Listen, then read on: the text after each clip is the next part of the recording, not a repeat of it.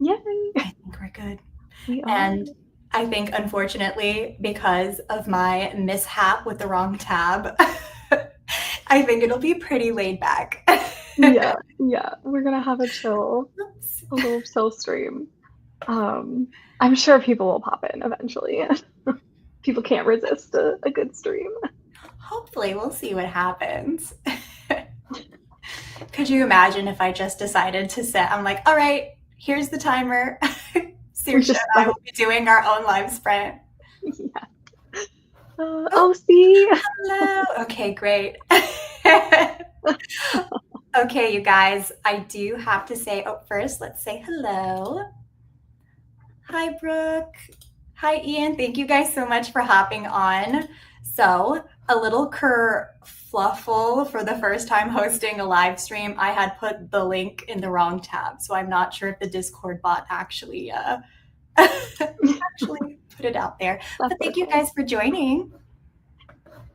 I think yeah, we can like probably wait a couple of minutes, see if there's anyone else who gets the notification. I don't know if anyone has any questions. Let's see if there's anything we just want to generally chat about beforehand. While we give people maybe a cool 5 minutes before. Yes. Always like to start off with a good yap session. Yeah, we are happy to have you too, Ian. Oh, yeah. Okay, so I was just talking to Saoirse about this. I was trying to decide if I wanted to work on the second book in the fantasy series that I'm starting, but I feel like because I just sent it out for some readers, the first book, I kind of want to take like a quick second, like a quick break, and I might be brainstorming another project in this stream. It's a secret because it's a secret to me as well. Hi, I love Ash. that. Like you're finding out what your book is about as you go. I think we have some friends. All right. I don't know. Okay, so I mean, if you want, Saoirse, if you want to introduce yourself. Okay. Yes, I'm Saoirse. I'm a fantasy romance writer, and I'm working on getting my first book published. I'm self-publishing, and hopefully it'll be coming out fall 2025. And today I'm working on book two in the series, so I'll do some drafting. Yes, Ash, I think I had just mentioned it previously, but yes, I'm going to work on like a secret novella project. So here's the thing, it's a secret even to me. I just know that I do want to do some writing. I'm in like kind of like a cozy fantasy type vibe right now, but it's really just because I need to take a little bit of a step back from my fantasy series. And also, just in case we have some people who are coming over from Saoirse's side, so I am AJ. I'm currently working on a fantasy debut series, and now potentially a secret novella. We'll see where that goes. And I also plan on self-publishing. And then, yes, I'm also excited to hear about what my secret novella project will be. Yeah, I don't know if you guys have like any questions, any topics in general that you want to talk about. And I mean, we are more than welcome to head into a sprint soon. And yes, I'm definitely feeling like a cozy fantasy vibe, which I think is a little bit on the opposite spectrum of what I was writing previously. So it'll be fun. It's like a nice little palate cleanser for you. I will say some of the things I'm thinking about, but of course I'll brainstorm for the upcoming sprint. Oh, I don't know, but for the upcoming sprint, I'm feeling a little bit like witchy, witch apprentice, maybe a little apothecary in there, and potentially a little like steampunk light, like artificer, maybe like magical tinkering and stuff like that. But I love this. Yeah. So is the novella a reader magnet? So I don't know if this is referring to how some authors will have will write a novella as like an introduction into some of their series. That is a good thing to think about. I'm not necessarily the most business minded at the moment. Maybe if I do like completely finish the novella, it'll be something that I can use as like, here's a free novella to see if you like my writing style. And if you like this, here are the books that you can order across these platforms. So yeah, let me know if that's not what you were talking about at all. Mm-hmm. Yeah, okay, great. All right, we have a question. Ooh. Oh, yes, this is a very good question. Saoirse, I'm going to bring it over to you first while I kind of think about it. I know I need to like think through this a little bit. Yeah, I mean, caffeine is very important for my creativity. I think I don't know. I like to take breaks and like do like knitting or crocheting, like something with my hands to kind of I don't know, like the brain can still be working on things, but I kind of have like something else to focus on, if that makes any sense at all. Um, I'm trying to think like what do I do when I'm not feeling creative. I will say, like, just kind of talking about like physicality, I think sometimes I get what are some of my favorite ideas when I'm either vacuuming around vacuuming around the apartment, or if I'm like going out for a walk, because sometimes I think just kind of like being in that like body mindfulness, sometimes like you just let yourself think about other things while you're distracted doing something else. Mm-hmm. Yes, definitely. Okay, I don't want to get too. Wow, man, I'm now that I'm in like the hot seat, I can see how easy it is to It's so easy to get to get behind. lost, to get behind. Ooh, got off work early. Thank you for joining. What? Sorry, my mouse did a little thing. And then Ash, yes. Okay, I will say, I do believe you were the motivation behind me potentially doing a novella, because I think before like watching your content and everything, it wasn't even necessarily on my radar. And then I think kind of talking to like reboosting your creativity, sometimes hearing what other creators are doing, hearing what other writers are doing, it's like, oh, actually, maybe I might want to try something like that. So I'm gonna go and shift credit over to you. Oh yeah, 2 p.m. You just finished a chapter. That's awesome. Yay! Okay. Oh my gosh, it's so easy to get behind. It really is. Okay.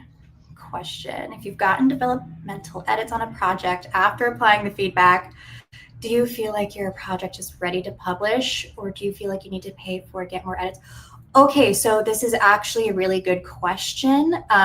So I did get feedback. So they weren't full developmental edits. So it wasn't like the classic, it wasn't like extensive. The editor didn't really move things around. She more or less like suggested ways to strengthen certain parts. It gave me some suggestions for what I should expand on, some suggestions for actually like where I might be writing 2 books in one draft. And then perhaps like where I can kind of organize some of like the pivotal scenes. I think it is, so since this is my first time like trying to implement that feedback, I don't know if I implemented the feedback 100%, but I do think that with the help of like other writers and readers, so with some of like the beta reader feedback, I'll hopefully get a sense of how well I was able to take that. And I'm hoping that I don't feel like I'm going to have to like pay for more developmental edits. Fingers crossed. I do not know. But I do think that after the initial round, hopefully I'll be able to figure out like how to actually structure everything. Yeah. I think I did 2 rounds of beta reading, which for me in this project was very much like developmental edits. So like doing that first round gave me a lot to think about and implement. And I think I wanted a second round to like make sure that those changes didn't make things worse, I guess. I think that was kind of the fear, which maybe is a little illogical, but just kind of wanting to make sure that the changes I made actually did work. And yeah, so I think like, especially for this question in terms of like paying somebody, like you could definitely, I mean, I didn't hire a dev editor and I know other people who haven't.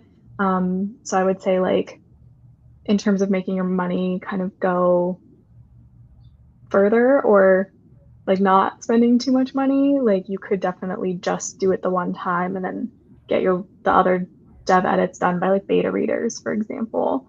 But yeah, I don't know, 2 rounds was good for this project for me anyways. I'm going to piggyback you. So you mentioned something, which is also a fear I have, which is what if the changes that I made it worse? So yes, even if it sounds illogical, that is still definitely a fear. And also, so I'm not too behind. Hi, Stu. I'm so sorry if I don't recognize names, but hi. Thank you. I really appreciate it. I called it, this is my trial run hosting of the sprint. You're doing great. Oh, wow. France. That's so cool. I am the Midwest US. And then I am in the like greater Seattle area, so on the West Coast. And then, oh, this is a good question. So this is definitely, I'm very much open to traditional publishing. So maybe perhaps at some point in the future, I would consider it. I do think the big considerations I would have to go from like self-publishing to traditional publishing is if I kind of want to utilize like the tools that a publishing house has, like for distribution, for marketing and everything like that. So yeah, I would be open to like a hybrid sort of publishing. Yeah, I'm still kind of on the fence. Like there's just so much about the trad publishing industry that I don't agree with and that I don't like. But it's also necessary, to have that option for people. And I think like I would consider it if they like approached me, but I don't think I have any projects in mind that I would like decide to query. I would just self-publish them. I don't know. So they would have to kind of come to me and I would, want to make sure that the contract or whatever that I'm signing is very much like in alignment with what I want to do. Like I remember AJ and I were talking about this at one point that like you have to make sure you don't sign away your rights for like special editions because they might not decide to make special editions of your books and then you don't have the right to do it yourself if you don't like work that in. So like just things like that I'd want to be very, very like careful about. Because yeah. That would be like the reason that I would want to go with trad publishing would be to do the things like special editions and get a wider distribution. And if they're not going to do that for me, then I think it would be like maybe not worth it to me. Anyways, yeah. Yeah, I think I will say like in terms of like contracts, like working with an agent, working with a publisher, like it definitely is like they're like business agreements to an extent, and so it almost kind of like scares me to have to deal with like someone presenting a contract with like rights to something, and then making sure that I have, and I guess that's kind of what an agent is for as well, is to kind of be your advocate in those instances. But yeah, just a little, like, I guess that's kind of like why I'm not really doing it right now, is I think that in terms of like the ownership and like the creative freedom and stuff is like really alluring to me for self-publishing. But not necessarily counting traditional publishing out. All right. And then, yes, I am, okay, here's the thing.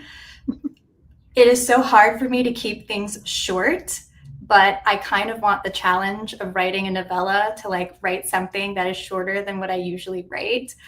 My first draft actually for my like current project was more or less an outline for 3 books, which is why I'm now working on a series, because with some great feedback that I got from early readers and also with an editor, they're like, I think you have more than one story here, and they are absolutely right. Whoop. We'll go here.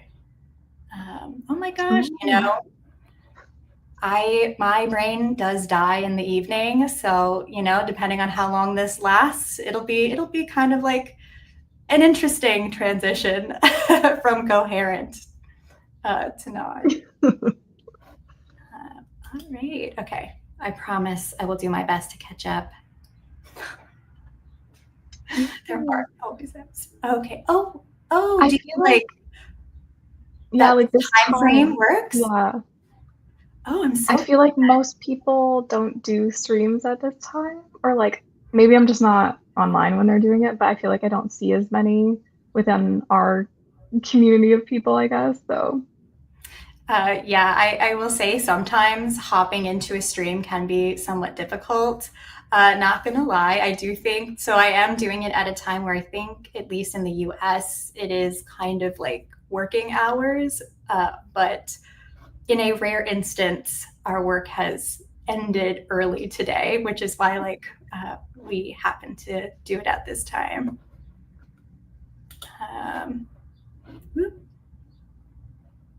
All right. Okay. You know what? With that, I'm going to try to go through and then we're going to get some sprints in.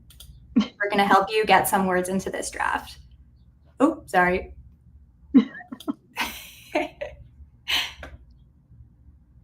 Yes. Yes, the marketing will be interesting.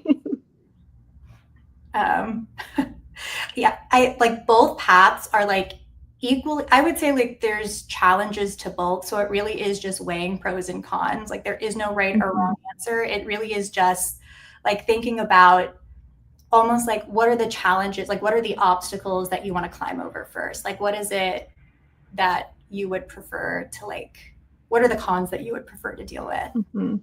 I also think too with like the marketing, like trad authors also have to market their own stuff, so you don't quite escape it. And so I'm like, oh, if I'm gonna have to do it anyways.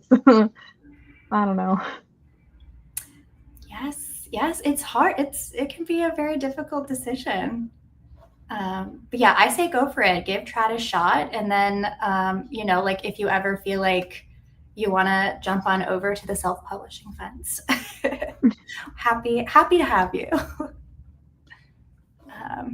Yeah, there's a lot of room for creativity. I do think that I am, even though the marketing scares me, it's kind of like fun. It feels like a new experiment to try to like do some of these things myself. And I also think that like the experience of like learning through doing is something that I'm like really drawn to. So like learning how to do all of this, how to get something like this to work. Yes, okay, I think. Oh, that's nice. Yeah, occasionally we have random off days at my work as well. Okay. Oh, I'm so okay. I'm very glad we had a sprint at this time.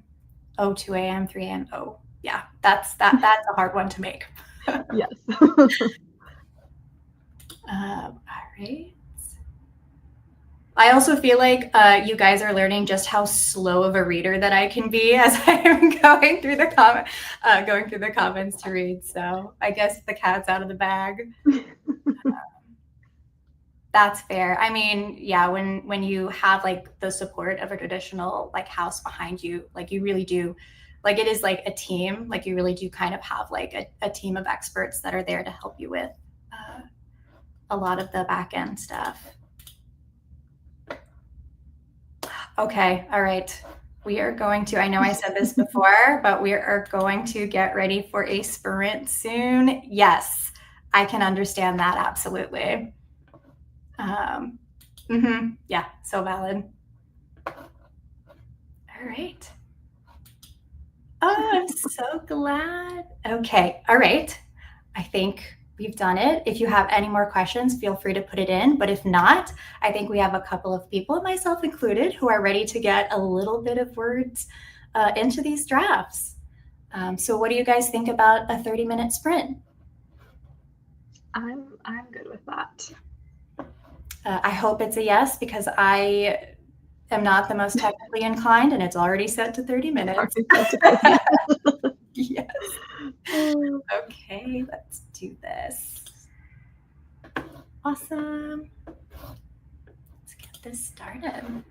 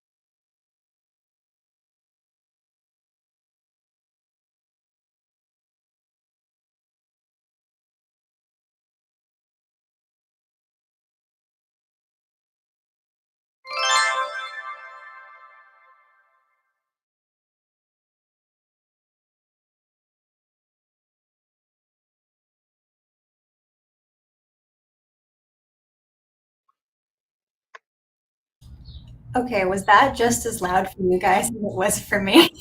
I don't think it was terribly loud. Okay. I think I just got so caught up. I was not prepared. Now I'm understanding. I'm like, I don't know if maybe my audio was kind of down, but it wasn't as scary as sometimes in streams. All right. How did you guys do? Saoirse, how'd you do? Also, hi, Tia. You came just in time for the first sprint.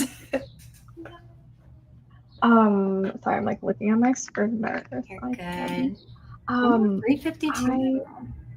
I wrote, oh my gosh, where's the tab? I'm like switching between tabs, I couldn't find you. I wrote 1,080 words.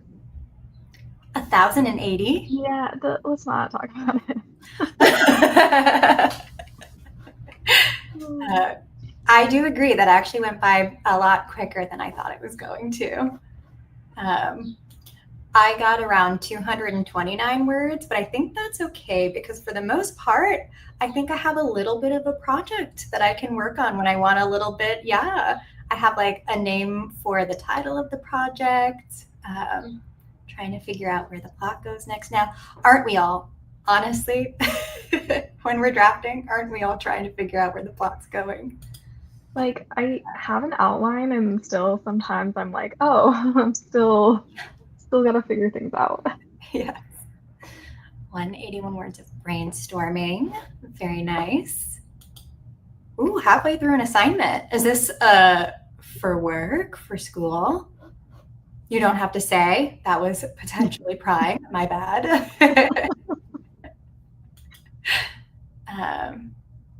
Oh, nice. A lot of brainstorming, it seems. The character art. Ash, is this for which project is this for? I think I'm assuming the like one that I know about, but you have others, so I'm just asking. Is this the K-pop Demon Hunter? Or is this like the Demon Hunter movie from like Demon Slayers? Oh, never mind. That's Demon Slayers. Don't mind me. I think we just answered the question.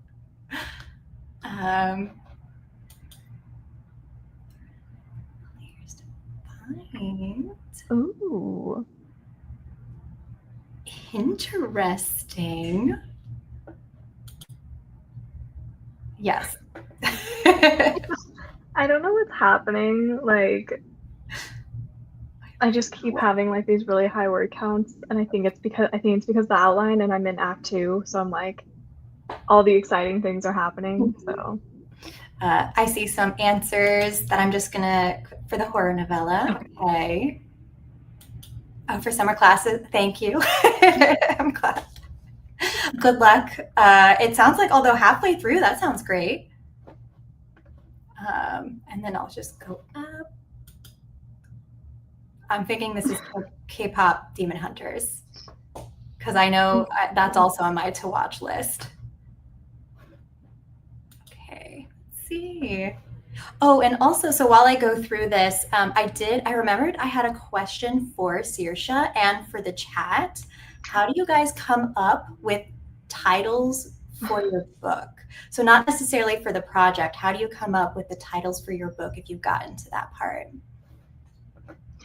I honestly don't know how to answer this question because I only have the titles for this series, and all my other projects, I'm like, I have no idea how I'm going to come up with titles. Like, it seems so hard to me. I think I got lucky with Project Canopies where, I don't know, it popped into my head and it works really well, and I can kind of tweak, it's like kind of use the same title structure for the whole series.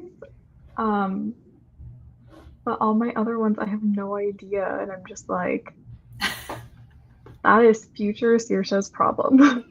I will say it is pretty tough. Let me see if I can also catch up in the chat now. But yeah, I'm finding the reason I'm asking is because, when you get to that point, I'm trying to figure out like, what's the balance of like, does this title actually represent the story? And then like, how do you get the story? Like what's, the best way to put that like on the cover of your book. Okay, I think I have to watch this movie. That might be this weekend's agenda. Also 126. Very nice, Christina. Brainstorming this. Okay. Tackling issues. Yes.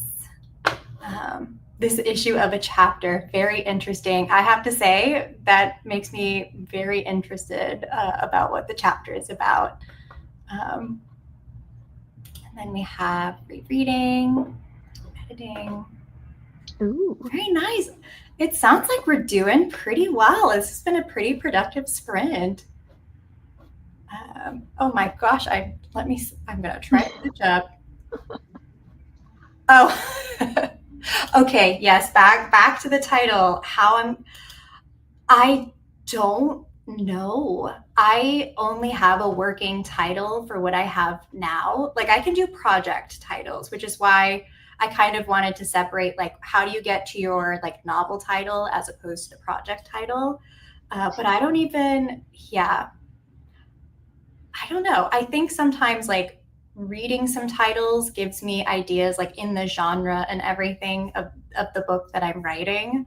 But I'm just trying to like figure out like how do you go from like the market research of it, like a lot of like the fantasy, like so like fantasy adventure novels, like what are their titles, what's kind of like the format for that, but then what kind of translates well to that story. I'm trying to figure that out.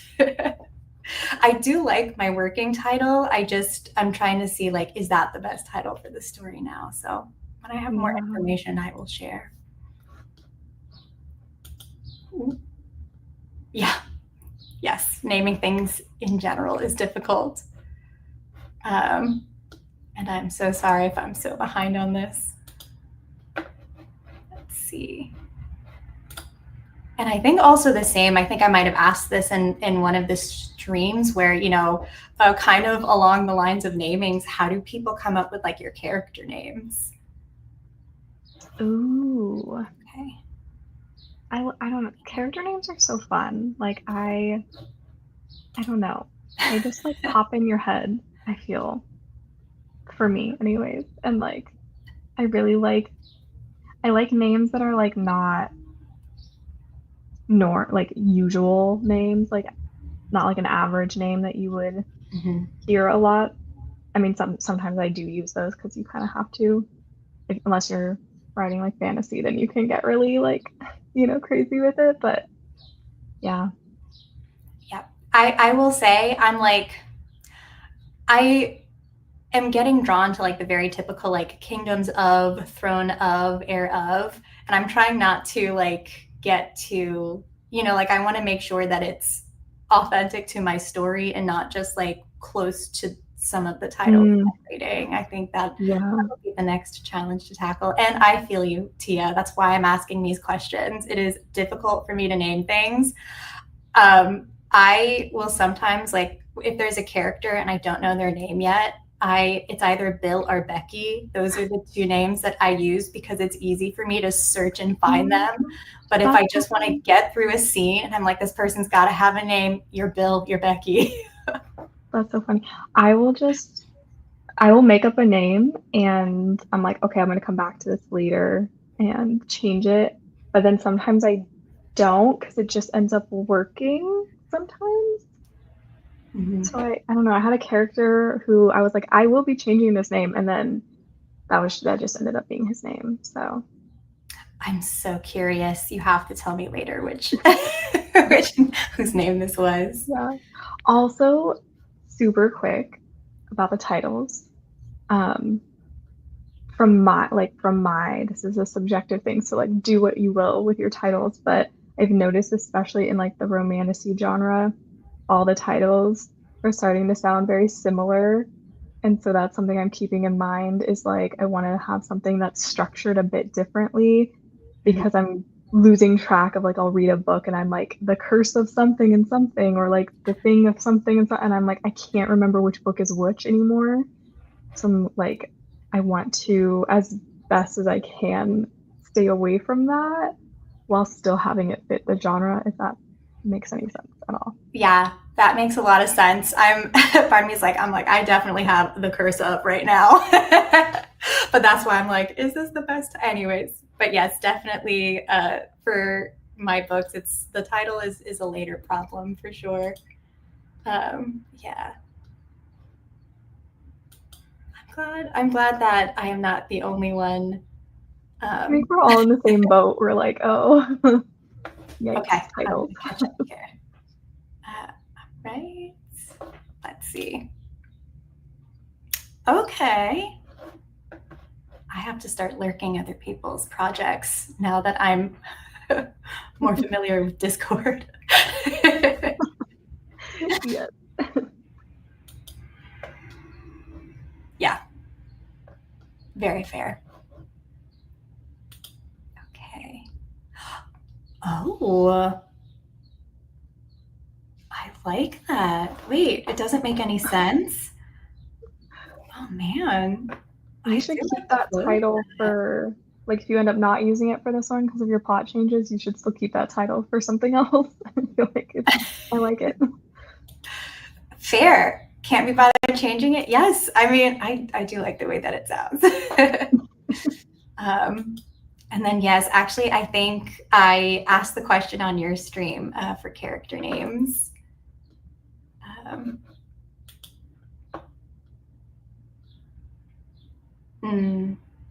There are, yeah, sometimes there are names that do come to me intuitively. I think sometimes for like the main characters or like some of like the primary, secondary characters, it's a little easier for me to get the names. But like for everyone else that's involved in the life of the story, I'm like, it can take some time.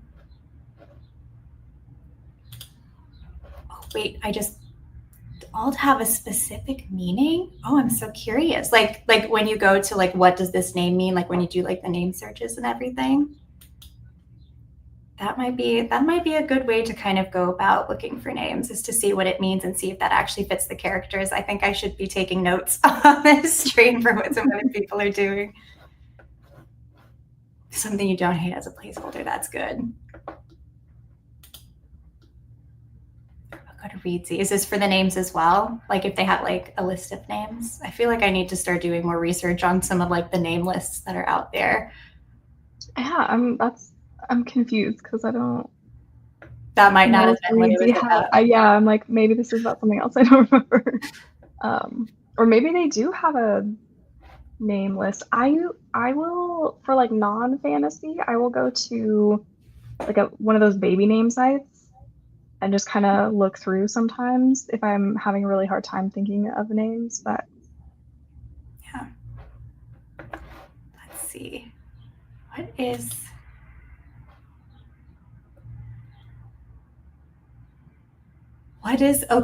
is the a bowl of mac and cheese phenomenon? I think it's like a court of thorns and roses. Okay. Yes. You know, whatever. Yeah. Thank you. A bowl of okay, I love that. All right. Yes. This is why I asked the question, because I'm really struggling with this right now. Agreed. Great name for the phenomenon. I love it. I don't think I've heard that before, but it's so accurate. Yes.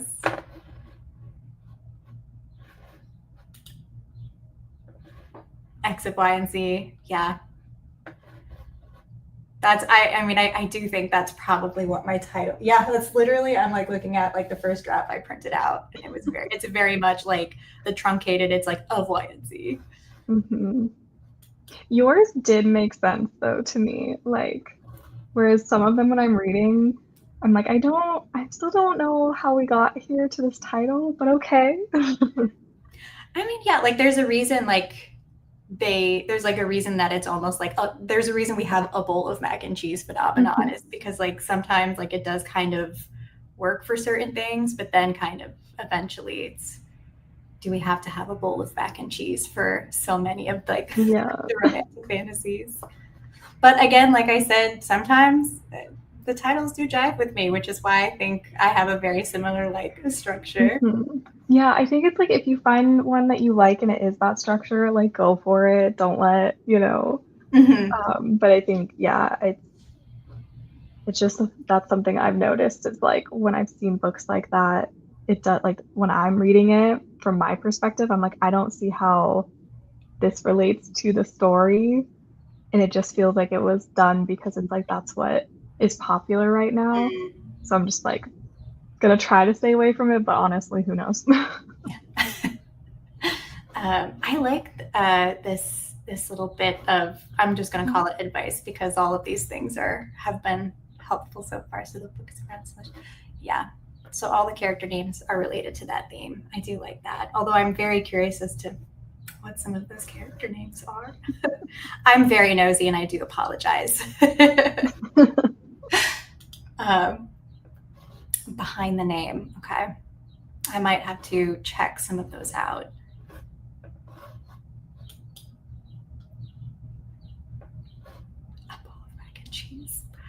I would think for this that it would be a big recipe book of all the iterations of mac and cheese.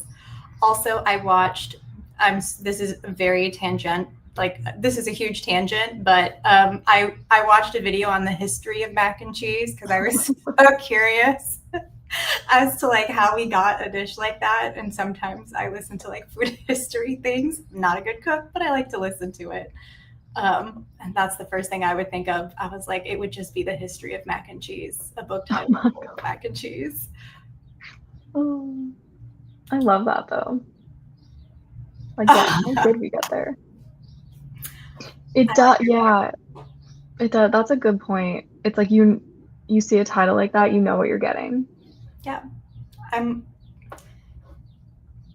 my brain went to like not safe for work in terms of like what the sound a bowl of mac and cheese makes for romantasy. Oh my gosh, yes. It does have a sound that could be similar to something else. Hey, listen, I mean, if I do enough of these, you're going to learn like I don't necessarily have a filter, I have a net, you know? So I got to be careful. That's okay. You can always pull the stream down later. It gets too crazy. Yeah. I think you know exactly what I'm talking about. Mm-hmm. Oh my gosh. All right, I'm glad. Yeah. But okay. I think those were like my big questions because those are what I'm currently struggling with. But I don't know if you guys have any questions or topics you want to yap about again. I'm very happy to go into another sprint if we still need to get some work done. I'll put in like the feelers to the chat. And I also apologize if I accidentally skipped over any of the comments that you put in. It was not intentional. You're doing a really good job keeping up with the chat. So yeah, that's what I'll, if I can do like 90%, then I'll give myself a gold star for the first live stream. But yeah, Saoirse, is there anything you want to touch on before we force everyone to write again?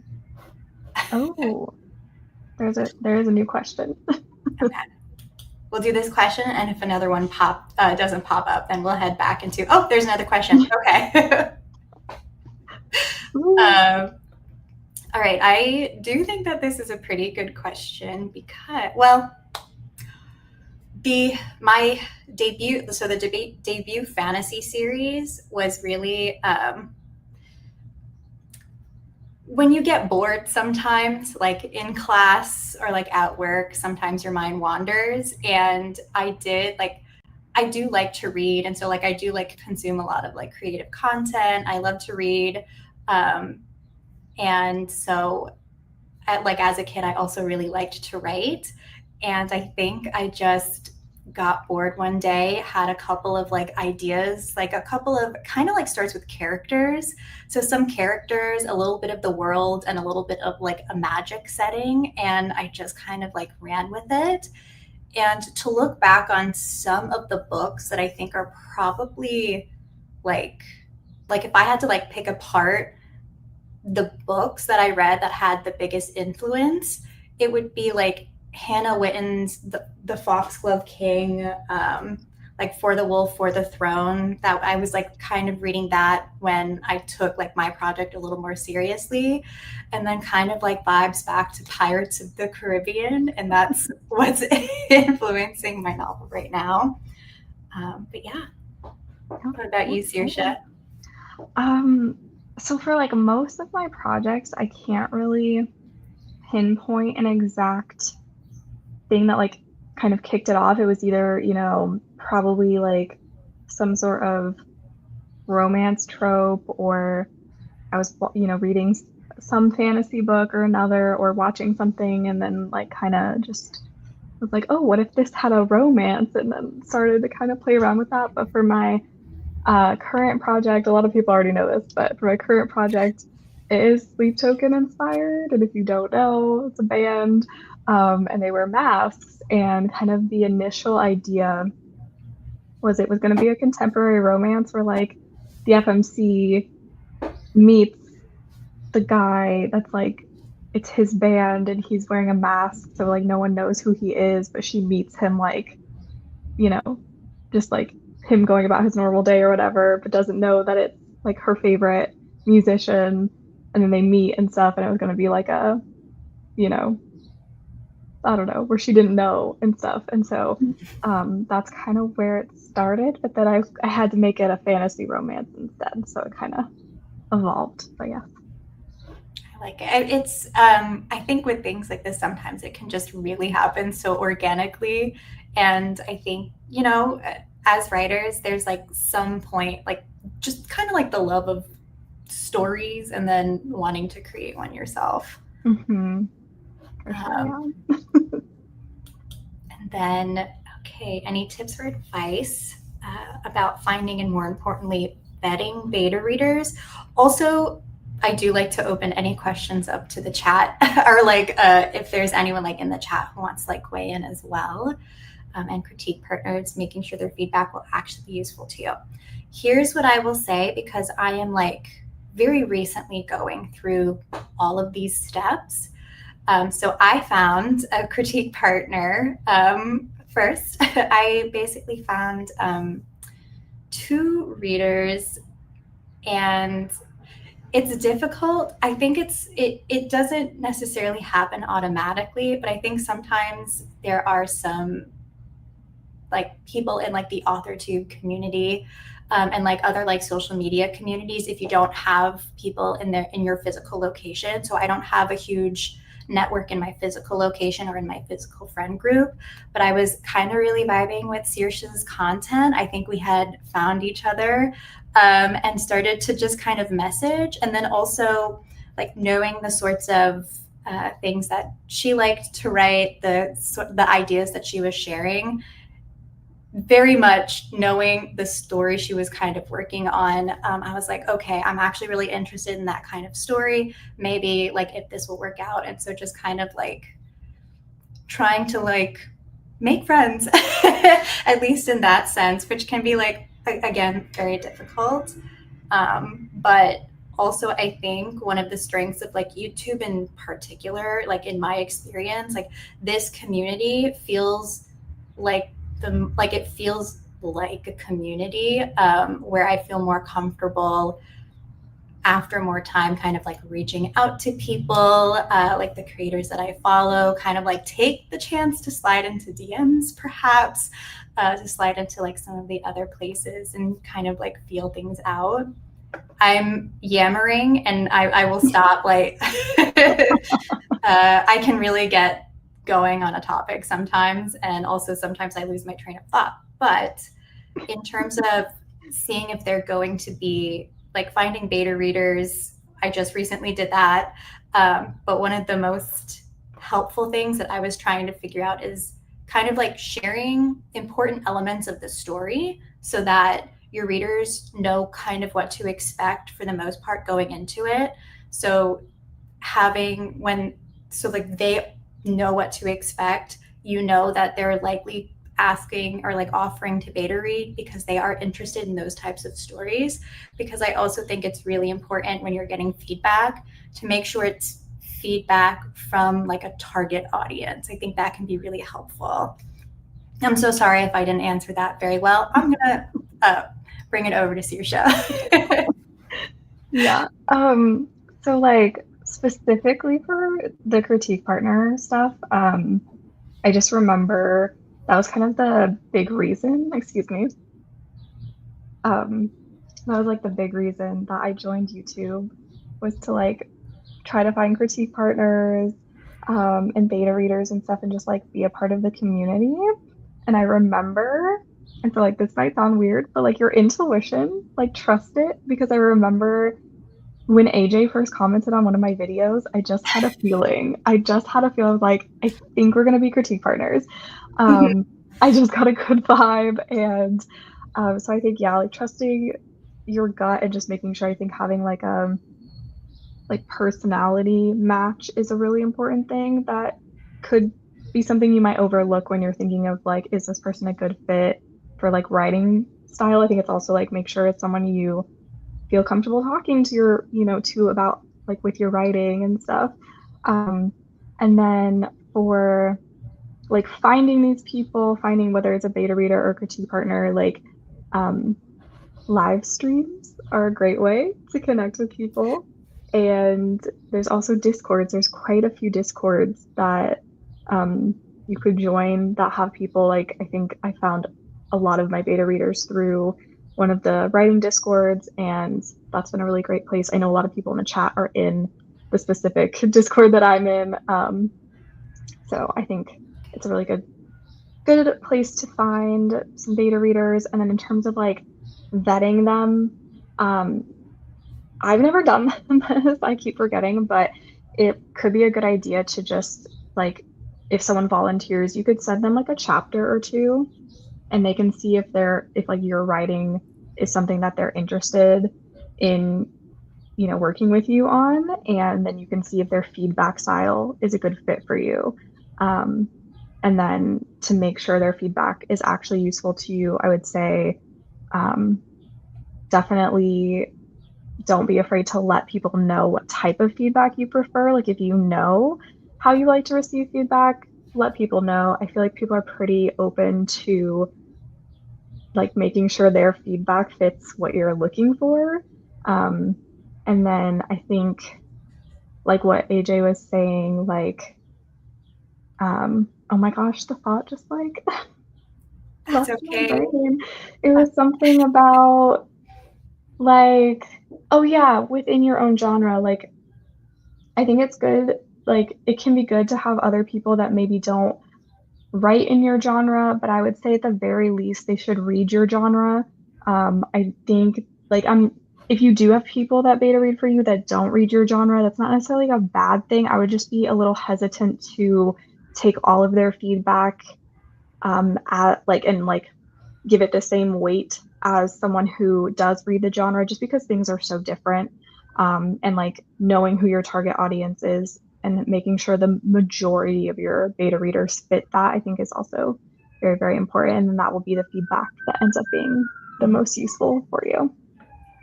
I want to take a second because I actually think just to highlight some of the advice that we're also getting. This is, yeah, either seeing writing or having like similar genres and perspectives. That's a good way to do it. Again, to touch on a little bit of what Saoirse said, we had a call like reaching out, which I do understand is very hard to do. It took me a very long time to feel comfortable reaching out to someone. But then also being clear with the expectations. And so I had some beta readers. I'm feeling comfortable because they're the ones who asked me what would be most helpful. So just like making sure that you have like that communication, understanding like, what would be most helpful for each partner, and if that kind of vibes with what you're looking for and like what a critique partner is looking to do as well. And then I do like this. Okay. Who doesn't write in the exact same genre as I do? I think that, so I'm experiencing someone who reads an adjacent genre to me, if that makes sense. So, I mean, they're not a writer. So, one of my beta readers is someone who reads like high epic fantasy, which I would not necessarily classify my book as like a high epic fantasy, but it is nice to get that perspective from someone who not doesn't necessarily read the exact same genre, but they are in like that adjacent type of storytelling, just to, you know, because sometimes when you have a little bit of a different perspective, you can be like, actually, I kind of like that element. Maybe I will incorporate it here. That might not have been what Brooke was referring to, but that's what I jumped on. But yes, sometimes I do think like hearing from like another perspective can also help. Yeah. And vibing. Yep. Yes. I do think that is a huge part of it.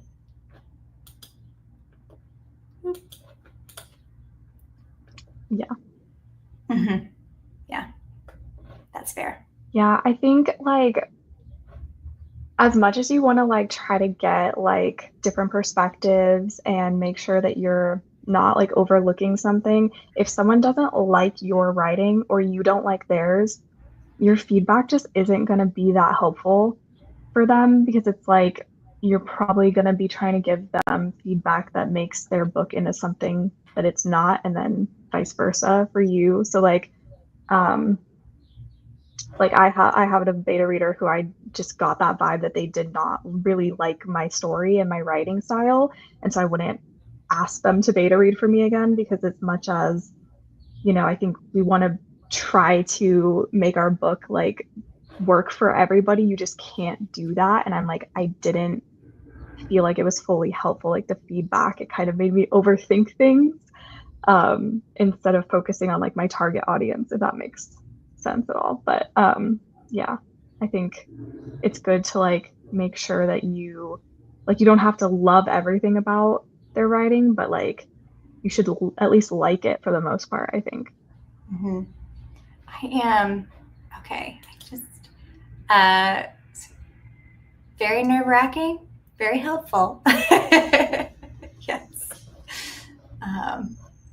And then yeah, so I also think that I did hear. I think I'm surprised I didn't think about this, but yes, just sharing one or two chapters, that might also be like a way to approach it, where it's just if you want to share a couple of chapters with someone, see if like another way to like set those expectations and vibes without necessarily handing over like the huge manuscript. Mm-hmm. And then also like if you're someone who is very nervous to receive feedback, sometimes starting with like a smaller chunk, getting feedback on a smaller chunk can kind of just like get you ready for when you do send your manuscript to everyone, and then get like feedback on your entire manuscript at first. And then okay, so this is for beta reading and critique partners. Writes in a different genre. Okay, that is. I just went into a spiral in my head because I was like, that might be actually very helpful as someone who has like, if I want to make sure someone like can understand my magic system and the world building, yeah, I can definitely see the merit in having someone who is on like in a different genre than that. Because it's like if they get it, this reminds me of when I was like making presentations for school. It's like, you know, if you can present and if like the general audience can like understand your work, then that means like it's easily understandable. Yeah, I am. Yeah, is this for? I'm so sorry if I've lost it. So sorry if I've lost the thread.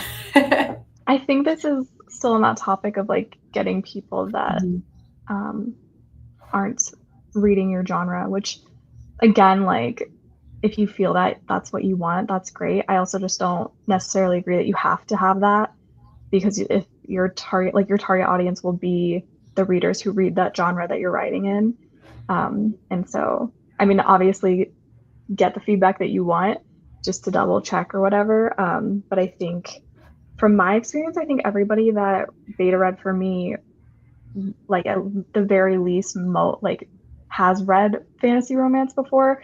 I know like I think Ash, for example, maybe doesn't read as much as some of my other beta readers, but I don't know. It was like her genres are close-ish, I think. So, um, but like you will still find the things that don't make sense in your world building, like people will point it out to you, like even, whether they read that genre or not. So, Mm-hmm.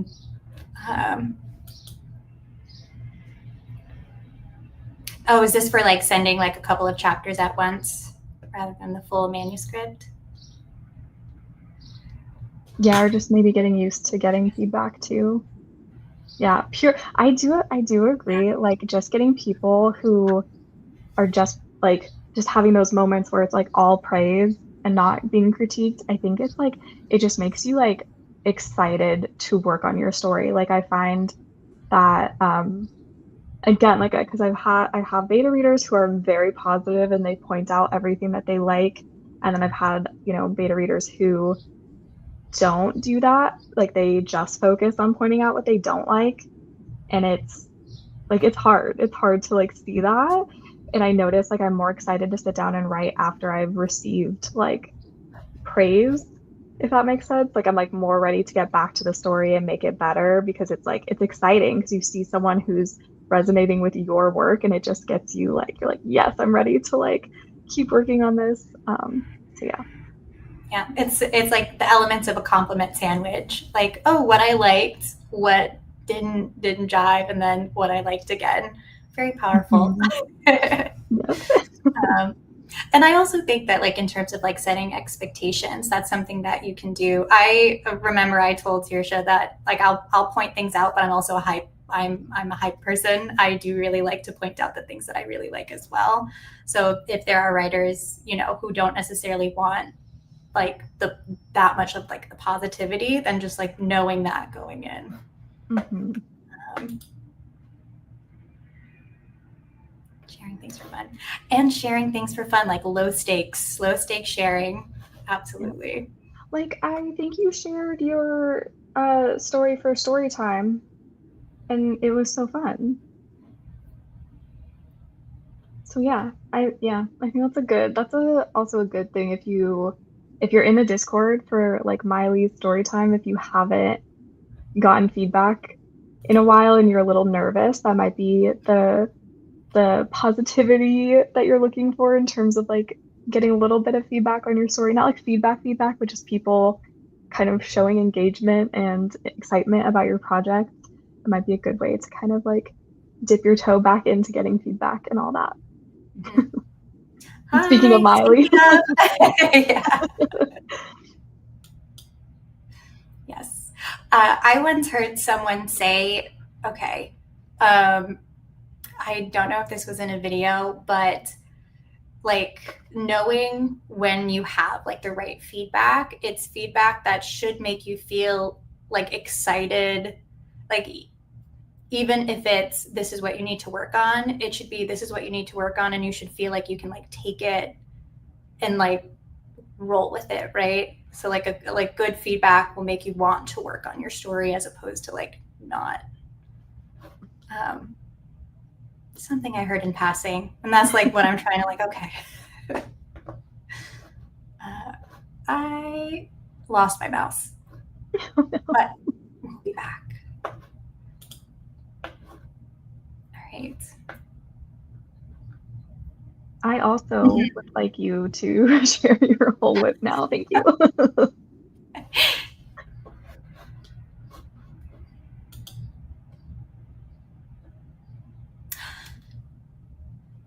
Yeah, because we are like as writers, I just feel like we're like predispositioned to be like super hard on ourselves. And that's like, I don't know, that's just my personal take on like feedback is like it needs to be like 50% hype and 50% like here's maybe some areas where I'm not quite resonating with your story or what have you. So it's like you kind of have both to go off of. And because like we're so close to our stories and we're so hard on ourselves that it's hard to see the good parts of our story, and that can just be really depressing and make you kind of not want to work on it sometimes. Mm-hmm. Yeah. I like to hype up stories. um, I need to lurk a little bit more around the projects that have been posted. In fairness, I am kind of like a lurker on the internet sphere. Yeah. Yeah. I have to check out this story time. I love story. I think I was telling Saoirse where it's hard for me to get into audiobooks sometimes. I love podcasts, but I also like to hear people story tell, which just feels a little different. So I'm like, yeah, I think that Yeah. sounds really fun. I love story time. It was so fun. It was my first time this week, and it was like, I was like, wow, I've been missing out. Man, I really got to check this out. Yep. Oh my gosh, how many people were at story time? How many stories am I going to get to hear? Okay, anyways. Oh yeah, Miley did like several. Like I was shocked. Like there was at least five stories that she read, or like excerpts from books or something. That sounds like a lot of fun. Okay. I need to. Yes. Yes. I do like, and I will say, I do think there are some writers who prefer more of like the harsher feedback, which is also very valid. But I do like the encouragement of being, to just encourage people to like keep doing it, even if you do get like maybe some feedback, like areas that you have to work. You're absolutely right. Self-doubt can come later. Mhm. Yeah, I think that's such an important part of the process is like building up your confidence. And if you can help other people do that, like that's amazing. And also too, like just so much of writing is subjective. So even if I'm like, I personally wouldn't have done it this way, it's not really worth it, in my opinion, to try to convince them that they're doing something wrong. Like I'd rather them find their style and like have confidence in it and master it and stuff. And so just like giving that's I don't know. I've talked about this before. I'm very passionate about it. But I really that's why I prefer like the reaction style feedback where it's like if I'm confused, I'll let you know that I'm confused, but it's up to you how you want to fix that because I can tell you how I would fix it, but that might not fit your story. And I think that when people give me like that feedback and I have to do that work to figure out how I want to fix it, it makes me a better writer in the way that I want to write instead of trying to fit into how other people do their writing. If that, again, I don't know if I'm making sense, but No, this is again another little bit of a tangent, but this is like about the self-doubt. I think like self-doubt is so real no matter like what stage you are. And, at my point, like this is the first time I like wrote a novel beginning to end. And now like I sent it for like an editorial assessment and now I'm going to have people read it. And I am constantly battling with like the imposter syndrome where it's, are people like going to read it and like hate it and all of that stuff. But I do think that at the end of the day, it's like writing a book. And if you're approaching it for the first time, like the goal isn't perfection. And I think like just in your craft, no matter where you are, it's like the goal should be like learning and growing and like refining. So this is just like that one foundational step to keep going and to have like some other people like help kind of like help you grow on that path can make a pretty big difference. yeah. And Like then I fully like when I don't know, 5 years from now or whatever, when I look back at like this first book that I'm publishing, like I do want to kind of have that thought of like, oh, I can already see where I could have done it better because I would have grown as a writer. So like that's the goal is to like keep getting better and have fun. Let's see.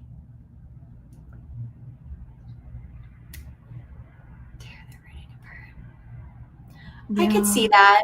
I also do think that there are, because I do think some people have like different levels of confidence as well, like in their work. So perhaps they just, I don't know. I'm speaking just as someone who knows someone who's very much like, yeah, tear it apart. And I'm just like, okay. Yeah. And it's like I do know like some people have like a bit of a thicker skin or whatever, and they want to, whatever negative thing you have to say about it, they want to know. But I think, yeah, more I write and the more I give feedback, the more that's just like not my style. And yeah. I will say I do think that there is definitely a difference between like tearing apart and like also like criticism. So, I'm not under the impression that I'm going to get, wow, this is great, this is wonderful. I kind of doubt that. But I do think in terms of like the feedback and stuff, you can still be like very critical and encouraging. But yeah, a more critical eye is definitely needed when like you're getting, because like that's part of the refinement, right? Like all those things that aren't working, all the things that you have to continue to iron out, having someone kind of laser focus into that. Mm-hmm. Yeah. Yes. It's like definitely different steps in the process. Let's see.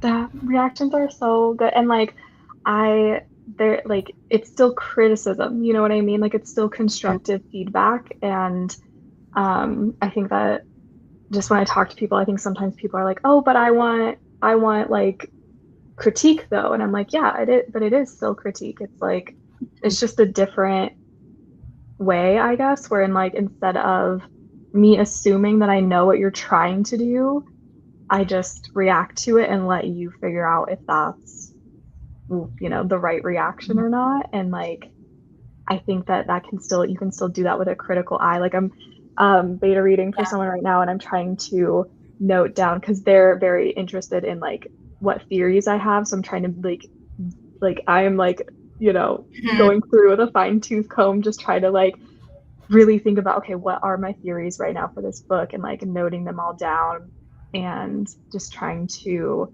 make sure that I am reading closely so I'm not missing things, and I'm asking a ton of questions about how the world building works, so that like if she's looking at my feedback and she's like, oh, you shouldn't be having this question right now, like at this point in the book you should already know this, then she can kind of determine like if maybe that's just a me thing, maybe I wasn't reading closely enough, like maybe, oh, it was just Saoirse confused on this, I don't need to worry about it, or maybe it's something that they can go back and see like how to make it more clear or something like that. Do you know what I mean? Like it's still very much like a critical eye. Yeah. And just, you never need to be mean, to be honest. Yeah, I will say like there are certain things where it's like there's feedback, and then there's just not feedback. Like pointing something out and just being like, this is garbage, that's not feedback. That's not the feedback that you associate with. But yeah, again, like compliment sandwich, exactly what like Saoirse's been saying, where you can definitely find ways to be like critical but encouraging. Yeah. Okay. And like obviously if somebody like wanted me to beta read and they're like, hey, I want you to tell me what you think, like I want you to tell me what you think I could do better and what solutions could be, then I will. But I just don't want to, it's like I don't really want to overstep and act like I have all the answers, because I don't, so. And I think we'll probably switch to another sprint soon, but I did like this, where it's like, I do think, I think like different drafts need different types of feedback. I do agree with that. Yeah. Like we don't need line level edits on a second draft. I also think that, again, very, very tangent, and I apologize, but we will sprint soon. We will get work done soon, but also the number of sometimes like not everyone's draft one is the same as well. And so like there's also like sometimes a little bit of nuance, like not everyone's like draft 2 is the same. That's true. Yeah. I was just putting it up there. Yeah. Because sometimes people will do like a 0 draft, and then sometimes I'm like, oh, this is like a first draft though. So it's like, sometimes it's just people have different levels they reach for each stage of the process. Yes, as someone who I think had a 0 draft and called it a draft 1 and then had a draft 1.5, it's still something that I'm figuring out. Okay, if we are ready, we can do another 30-minute sprint. See if we can get a little bit more work done. Let me reset this. All right. Okay. Nope, that's not it. That's not the right one. All right. I think we're ready to do the sprint now. Okay, you guys, good luck, and I hope you get some words in or do whatever it is that you need to do. I know sometimes people have to make dinner. That's usually me on a late night sprint. All right.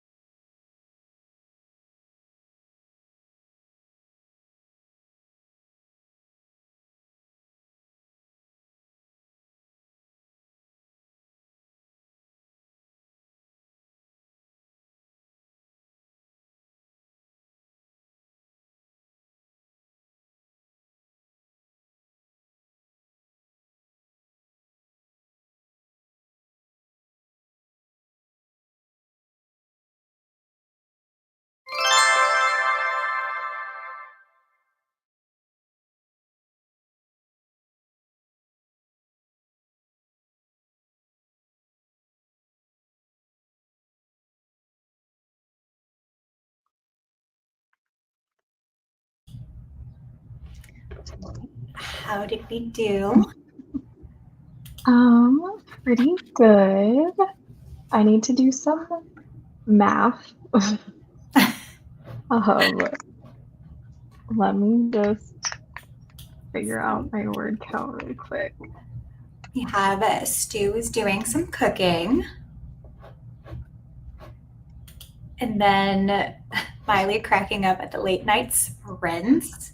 So a D&D planning bender. Are you starting a campaign? Oh Then my I know. That is crazy. I don't think I could ever stay up until 8 in the morning. Okay.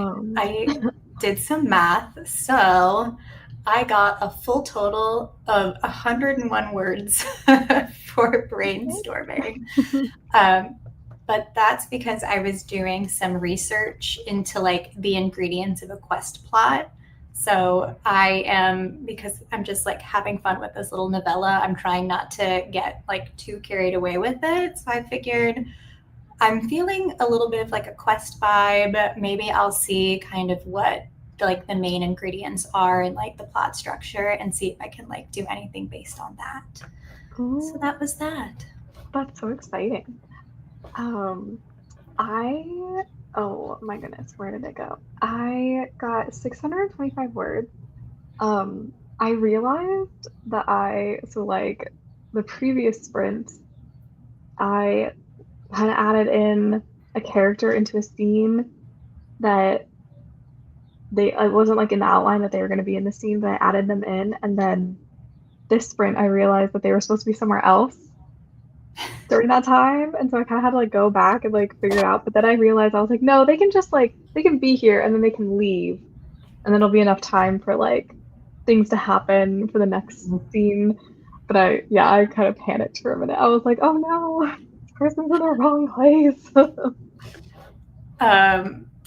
So 138 words, Christina, but how exciting you figured out how to tackle this chapter. I think that's huge. I think sometimes just taking the time to figure out how to like set yourself up is equally as like, and sometimes like more important than just getting the words down. So like if the words aren't happening, like tackling those problems.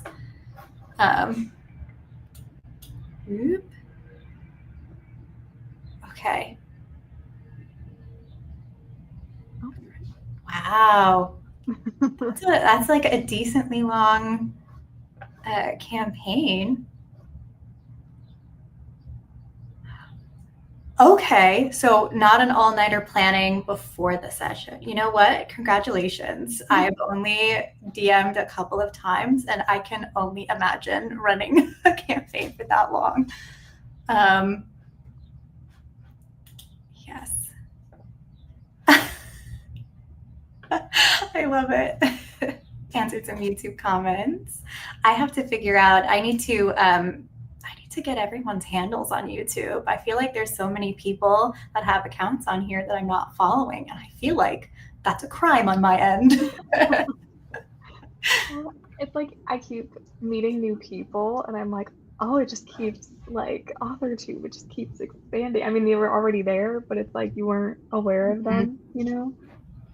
I think sometimes I make a gripe with like the algorithm itself, because sometimes I'll come across someone's account and I'll realize it's a video from months ago, and I'm like, why did it take so long for this video to come across my like dashboard? Yeah. Also, like I am so behind on watching videos. So like I need to watch Curious Cats videos. Like I'm just so behind. Like, too much content, but it's great. We love it. Oh, bye. Thank you so much for coming. See y'all around the internet. Love it. It's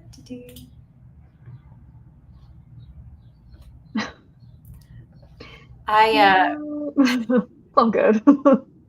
Sometimes I type too quickly. It takes a while for me to catch all my typos. Okay. Stat blocks and checks. Okay. Oh. About some D&D stuff.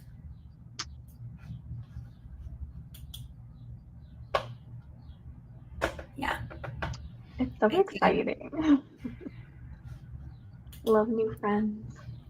That's okay. That makes me feel better, but that just means I have to get into the Discord. That's true. That's like the only way you could really like hang out with Stu is in the Discord. But and the chats.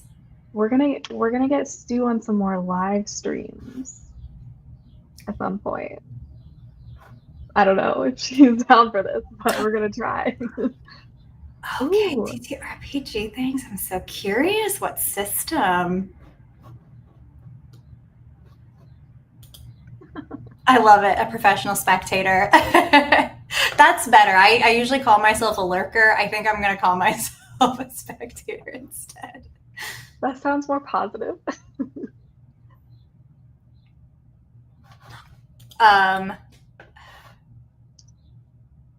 Okay. What? I gotta find this. Oh my gosh. That's so exciting. Thank you. I'm gonna be catching up on your channel like right after this. And then just putting this little pressure up here, you know. Okay. I'm in the Discord. I just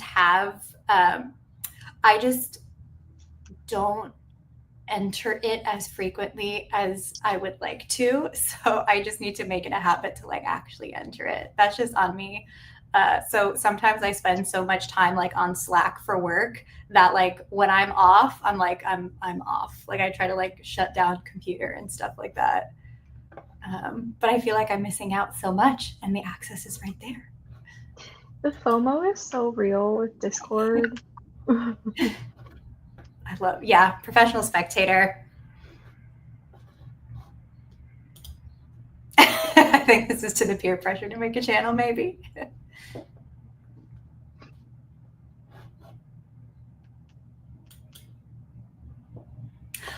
You know, it's okay. I will say, so here's the thing. I always have like a little bit of like anxiety, like joining like a group thing, like for the first time.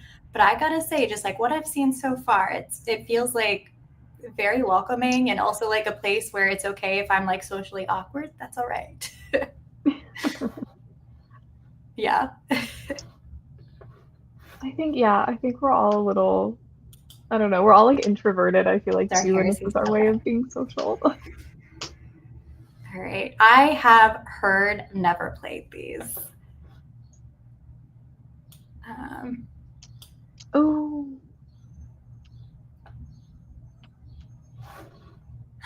Blurbs, that's another thing that is also very difficult, writing blurbs. I don't know how you've been finding it, but I almost kind of dread needing to make like a blurb or a synopsis that's like more professional for my book. Yeah, if anyone has any blurb writing tips, please drop them in the chat because I need to work on mine, and I don't know how to do it.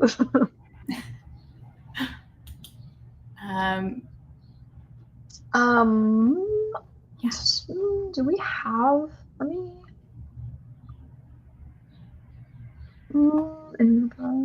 oh, I can't do it. So if you, I think only CK and Dami for the Discord that we're talking about, only CK and Dami can give the link, I think. So if you don't know who those people are, you can DM me on Instagram if you want, and I can show you who I'm talking about. But if you, what are their handles? I think it's like CK Jensen. Mm-hmm. If you search CK Jensen on YouTube, you should be able to find her channel or their channel. And then I can't remember what Dami's handle is. I think it might be like transferring. I was like, it's your show. We'll figure out. We'll know how to do this. Yes. Miley has the info there. Yeah, they can get you the link. And you can, I don't think you need to tell them like where you found out about it, but if you do or something, you could just let them know that it was us sending you to them.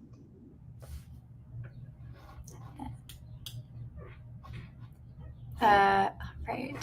Yeah. Didn't get farther than a sentence. 2 days ago. Oh, I wonder, can you can you like recall anything where it just kind of like clicked for you, or was it just like one of those eureka moments? I feel like that's what happened with my title.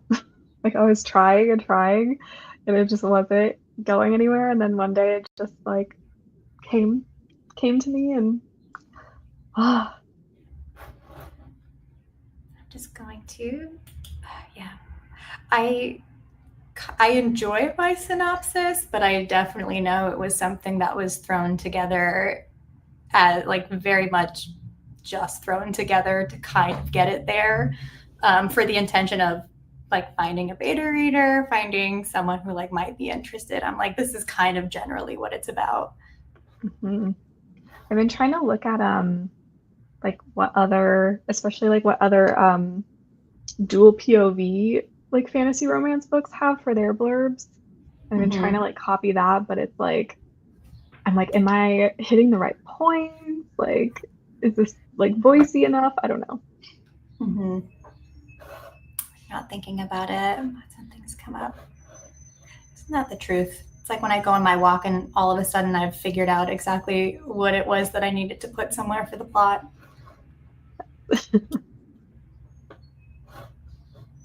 What helped was writing the blurb based on eventual fixed version of your opening, not the messy one in the current draft. Okay. Hmm. It's definitely easier when you like know your book. Like I came up with a like one sentence pitch for my like one that I'm publishing first, and then I tried to do that for some other projects, and I like couldn't do it. I like couldn't figure it out because I just don't know the story as well.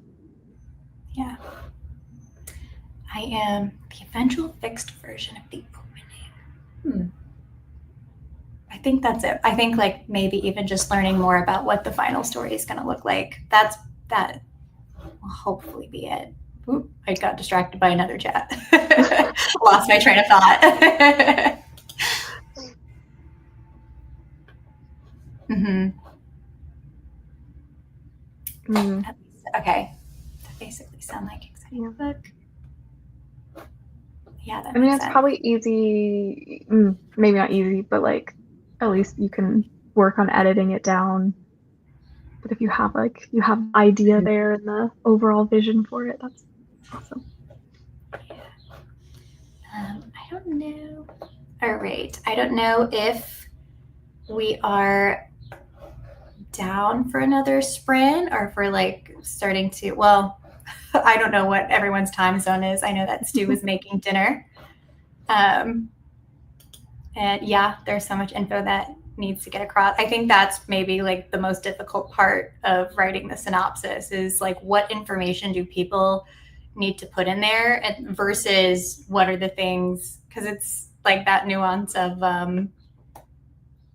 what are like the basic things a reader needs to read versus what do you just really want to show someone, because sometimes like when you write like, oh, I want you to know everything that happens, like all of the elements in here, but that doesn't always need to go into the synopsis. Yeah. Okay. I think we will do another sprint and see how far we get. Yay! Look at us being so productive. Hopefully I'll get more than 101 words in 30 minutes. You know what? But you're like discovery drafting, right? Like you don't have Yeah. an outline. Yeah, so you know what? Sometimes gotta let the ideas filter in, you know? I have like a list of chapters, and that was like the big thing that I did, and then like a sentence for chapter one.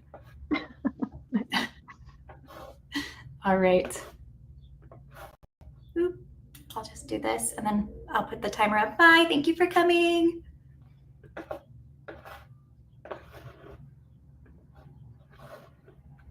Sorry, technical difficulties on my end.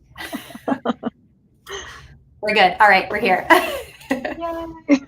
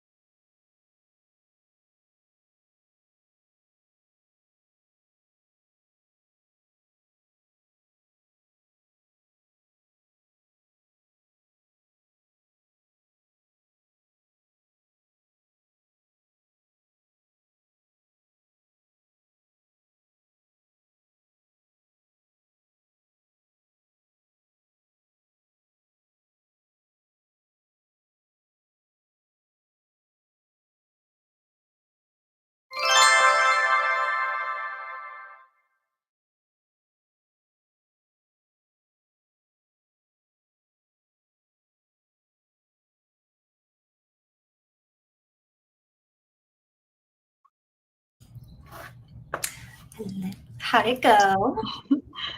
Good. I finished the scene that I was working on. It was a little messy. But I wrote another 629 words. Very nice. Oh my gosh. It feels like you really crushed it today.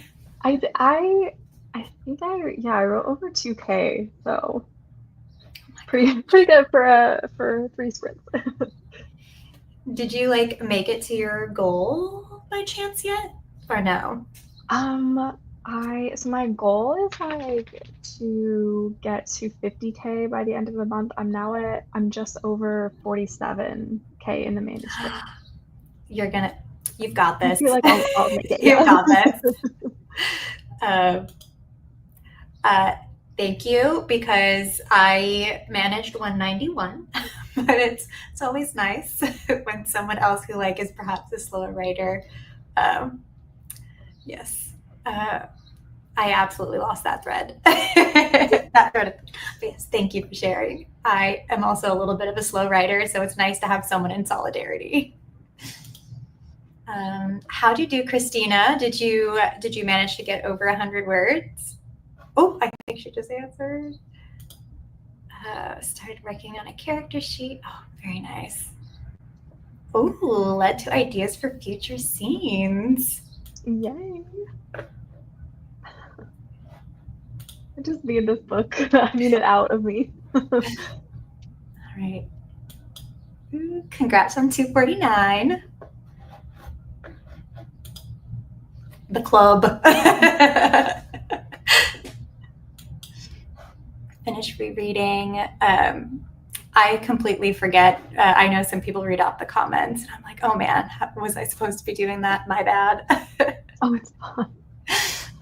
So Kat finished rereading, which means back to brainstorming, light plotting, drafting the second half of the book. That is really exciting. Why is it scary?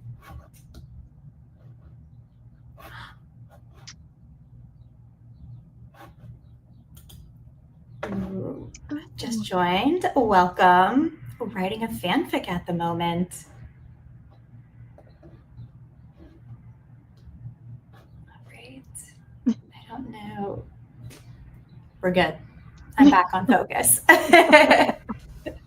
I'm so curious as to what world the fanfic is in, but you absolutely do not need to share. I don't know. I didn't finish anything, but for the first time, I actually wrote how I wanted something to end first. Ooh. Yeah, so for this like little... the end of your book, or?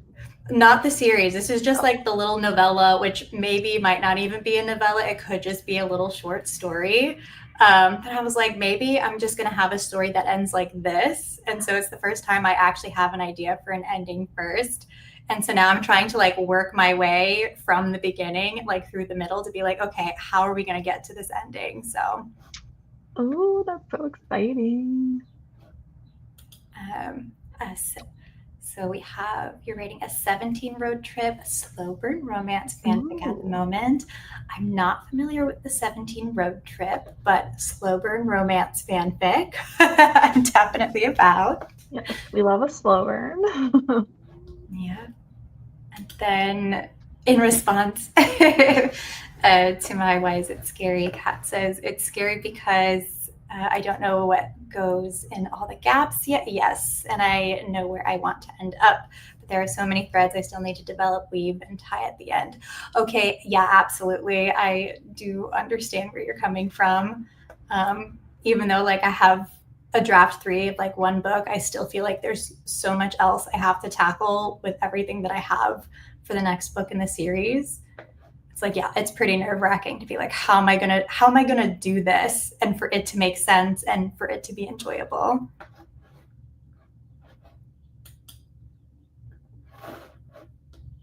And so Super 1000. I haven't finished the first draft yet, but I've been working on the romance scenes. Okay, so here's what I'll say. I feel like I had to work on my romance scenes last because I feel like that's where I always had like a little bit of trouble. So I always find it very like motivating for, I just, since romance is something that I'm particularly like, I love to read and I know I want it in my story, but it's just, that's that one element that I'm like struggling with a little bit that I know I'm going to have to put some more of it, like put some more like work specifically into that area for it to be a bit more cohesive.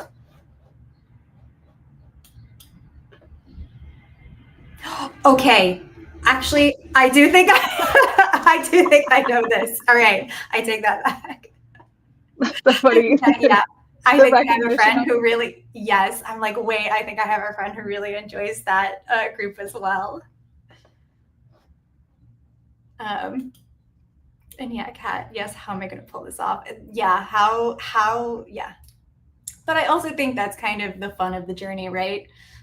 Is finding the ways that, like, kind of like tackling the problems and everything, feeling that sense of accomplishment once you get to it.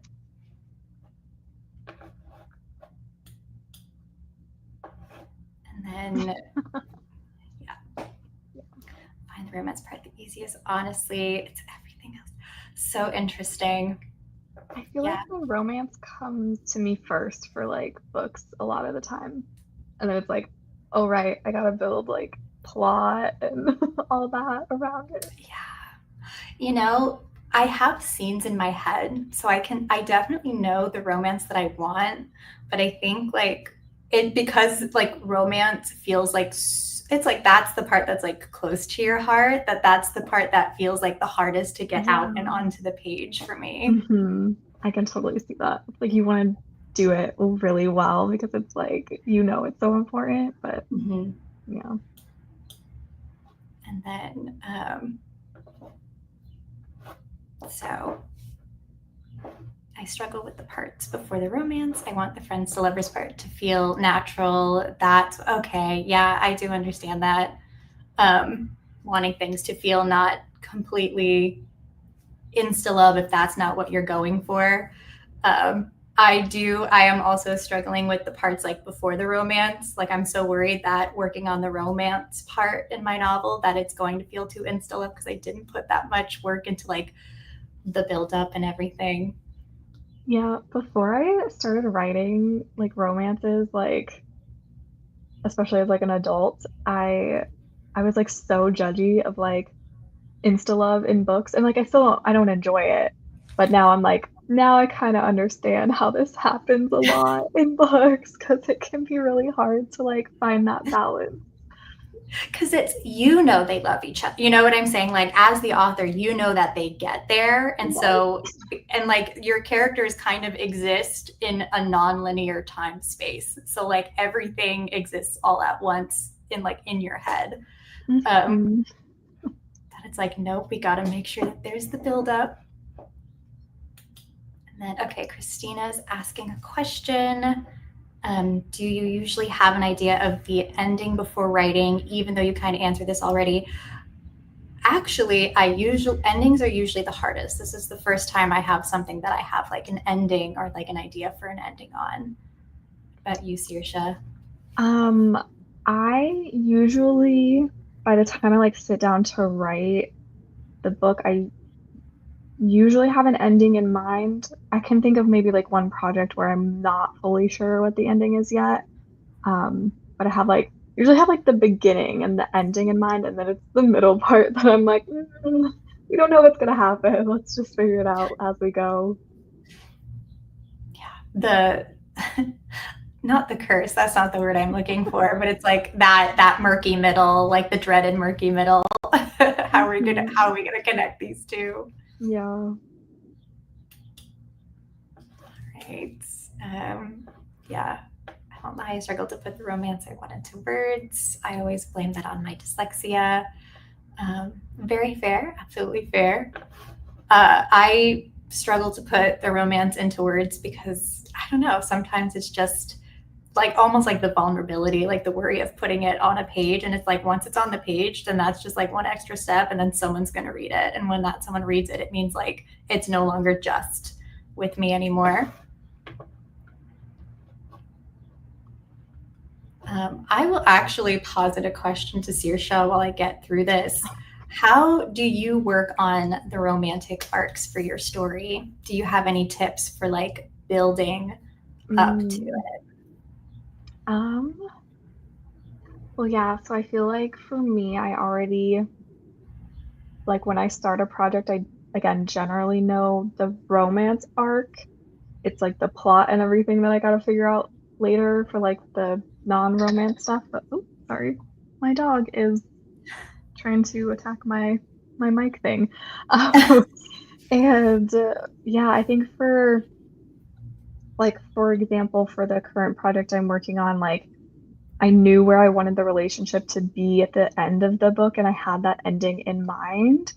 And so, and they're like, they're not together on book one. So like, kind of working on how to find that balance between like letting them get closer, but not too close, like I don't want them like falling for each other just yet. So like have to kind of slow the pacing down a little bit to meet the end.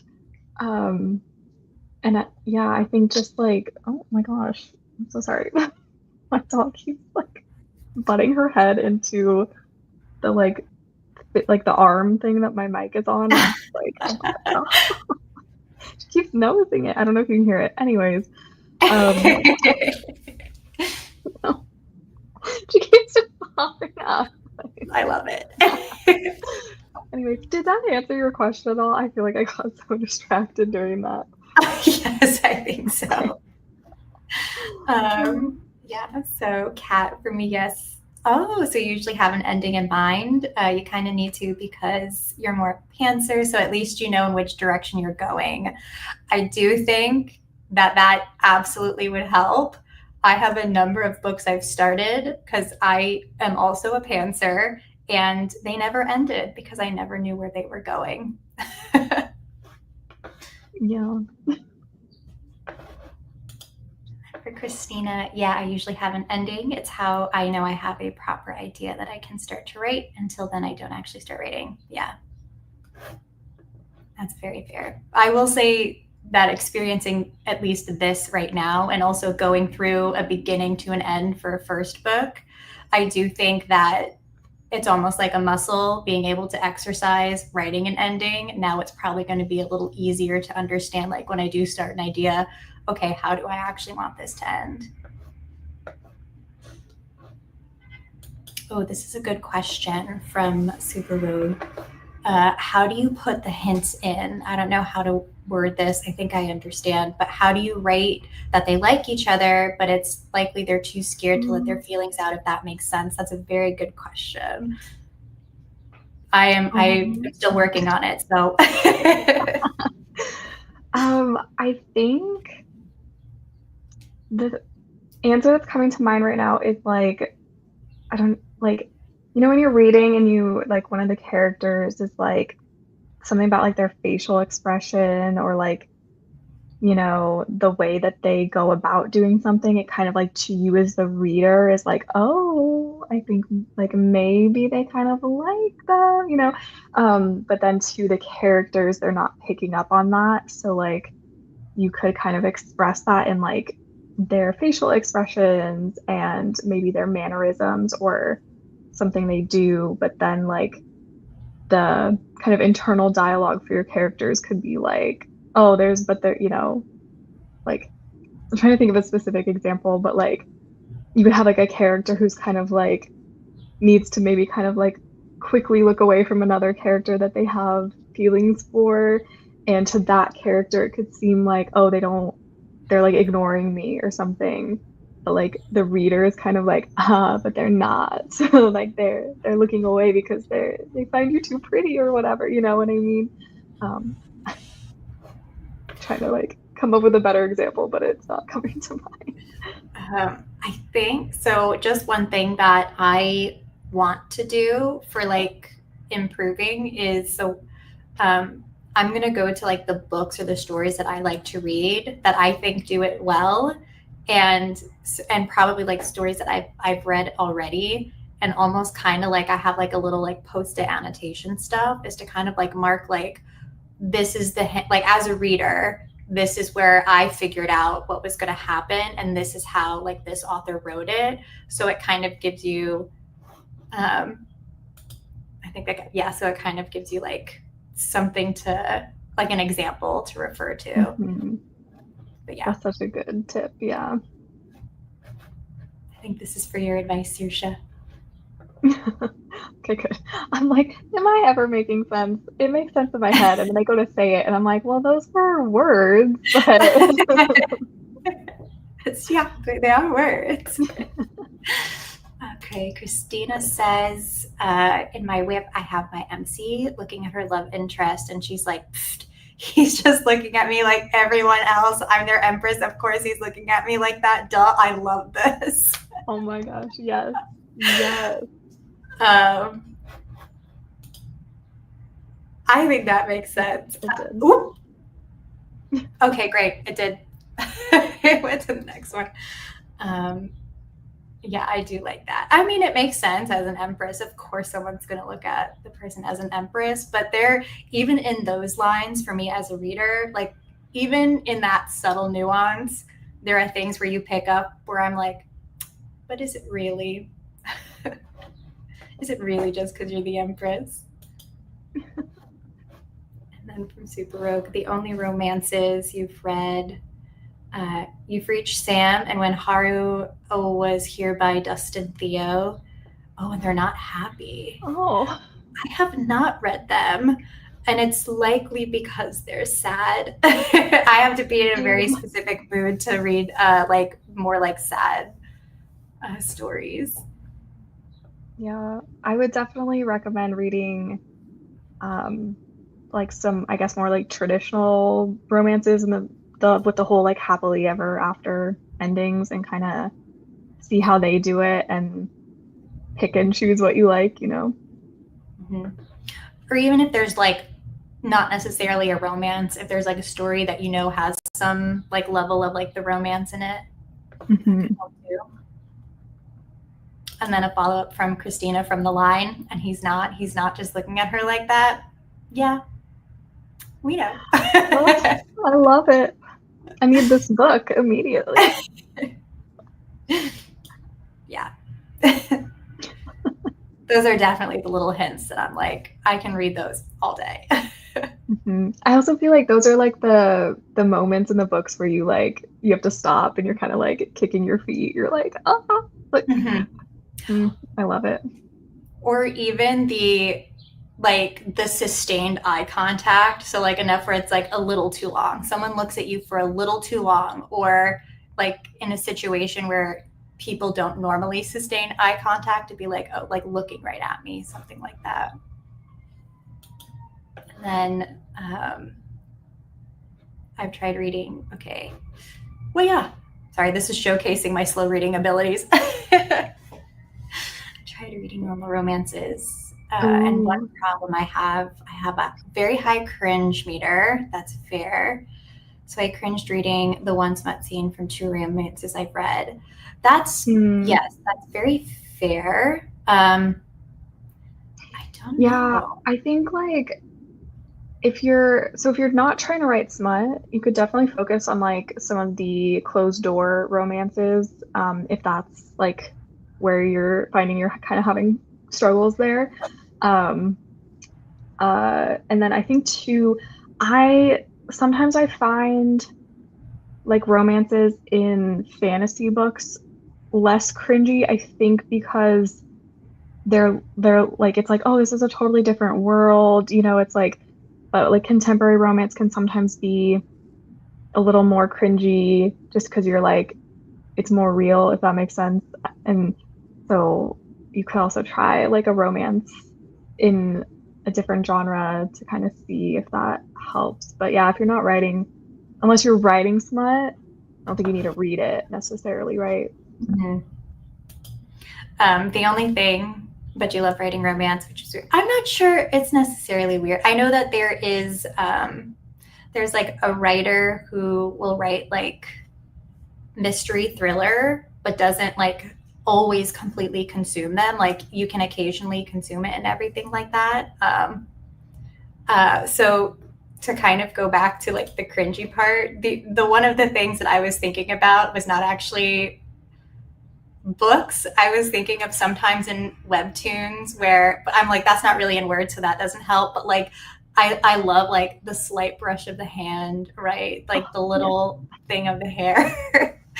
I don't know if that's also too cringy, but if you don't want something that's too like open and stuff like that, the kind of like pining moments. And then Christina says that that chapter was read during story time, and I was not there for that, but I have to pay attention for the next story time because I definitely want to join. Because this was not this most recent story time, right? Okay. I think Miley read a different story from Christina, or yeah. Anyways. And then not really like contemporary romance. Christina needs something more than just a romance, like a plot, like a romance subplot. Yeah, I think I do tend to read stories that have more of a romance subplot than pure romance. Yeah, like I do read quite a bit of contemporary romance, and I would say like there's, I don't know, it's like sometimes you just find something a bit cringy and you can't put your finger on why. And then there's other contemporary romances where I just like eat them up. So it just depends on the writing probably and the characters and stuff. Mm-hmm. That's a weird thing. So I will figure out this live stream like etiquette at some point, I promise. I get so caught up and like I'm just like we're chatting and stuff. But yeah, so you don't know why you can't read it, although you like to write it. Although you say that, but you love reading the smut and fanfic. In your opinion, fanfic does it right. So my question is it specifically your fanfic, or do you prefer smut like in fanfic in general? So like other fanfic authors that you've read?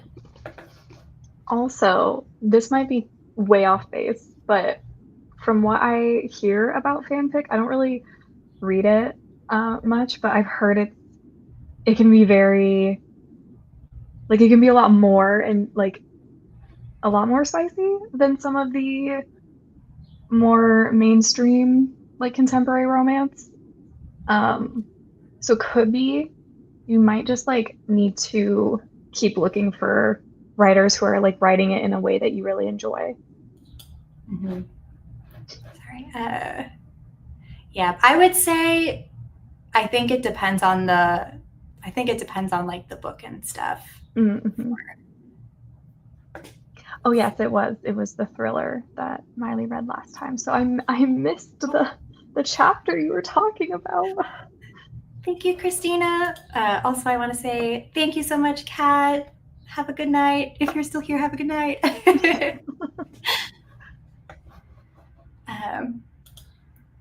Okay. One of the two romance novels I've read, the romance has been very problematic. That is fair. Yeah. Mm-hmm. There's definitely a range of things that you can find in a romance novel. Every once in a while, I'm like, I come across a romance novel where I'm like, well, let's not romanticize that. And I say that as someone who reads dark romance. I think that it's like there's a genre to explore certain themes, but when you have like contemporary romance, I'm like, it needs to be a healthy relationship depicted, and sometimes they're not. Sometimes there is like an element of there is almost like an element of fantasy in romance where like there are readers, how do I put it, like the memes on Instagram or TikTok where it's like if a real person were to do this, I would say no, but a book boyfriend is allowed to do it. Yes. Yeah. And then I love the smut and fanfic in general. I can get that. I use a website called AO3. I remember when it was fanfiction.net. And they have tags before you read it, and it tells you basically the tropes and stuff, and it's great, so you know what you're getting into. Yeah. I would honestly take the tropes that you like in fanfic and like search for books that also have that trope, because I do think like there are more and more books coming out that are like have a lot of these spicy things that I think used to maybe more so only be in the fanfic space. Mm-hmm. And that in like, it's also the in like, if that's like the fanfic, then like use that as like, oh, this is what I like from this author, from this fanfic, and then transfer it over. Yeah. Like I'll hear people kind of like you have one person who like reads like a contemporary romance and they're like, wow, this was so spicy. And then you have like, I don't know, I'll see like a meme where it's like the person who's like reading fanfic and they're kind of like, what do you mean? Like that's like nothing compared to this. Yeah. That's true. AO3 is great for that. I have not been on AO3.